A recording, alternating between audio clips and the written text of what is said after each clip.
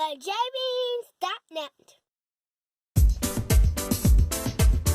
Whether you need a rental car to get to your destination, explore your destination, or any other reason, there are several easy ways to save money on your booking.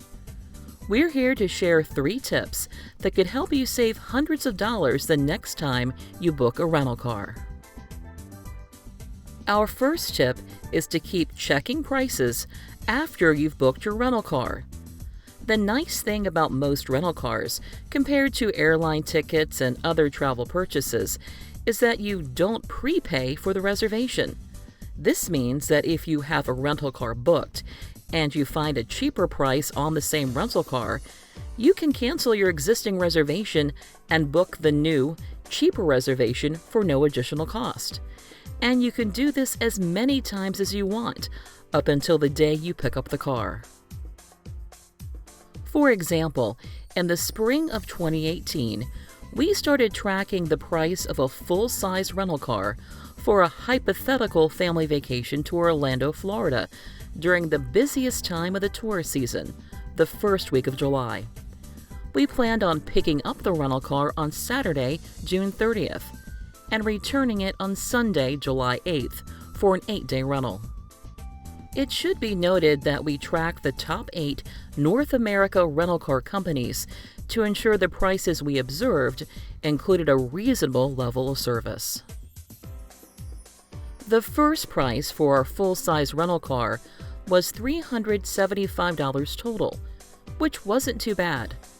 However, after fluctuating between $334 and $500 for over a month and a half, the total price dropped all the way down to $240, about 3 weeks before the start of our example vacation. If we had continuously checked the price of a rental car, we would have canceled our existing reservation and booked a new, cheaper reservation 4 times, starting at $359, and again at $334, and again at $262, and one last time at $240.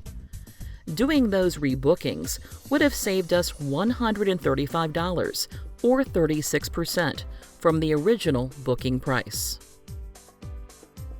And if we were unfortunate enough to have initially booked our full-size rental car at the maximum total price we observed of $500, the lowest price of $240 would have saved us $260, or 52%, from the original booking price. Although we like to check the prices on a daily basis, you can still save money just by checking prices on a weekly or bi-weekly basis.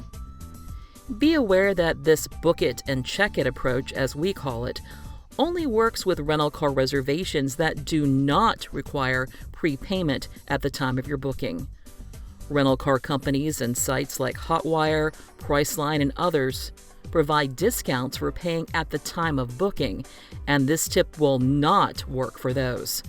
Make sure you double-check before completing your booking. Our second tip is to make sure you consider all available vehicle types when you're looking for a rental. Generally speaking, larger rental vehicles and luxury vehicles will cost more, but that's not always the case. In addition to tracking the price of the full-size rental car for a hypothetical trip to Orlando, we also track the price of a rental SUV at the same time. While the initial total price of the full-size rental car was $375, the initial total price for the SUV was $531, which is what we would expect. However, the price of the SUV quickly dropped into the $400 range, and for a stretch of 2 weeks in mid-May, the SUV was actually cheaper than the full-size car. At one point, the SUV was a total of $144 cheaper. After getting as low as $286, the price of the rental SUV quickly jumped up again and then roughly tracked the total price of the full-size rental up until the day of a reservation.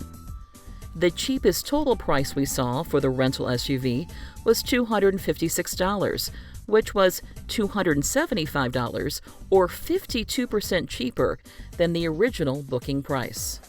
That price was also just $16 more than the cheapest total price we found for a full-size rental car.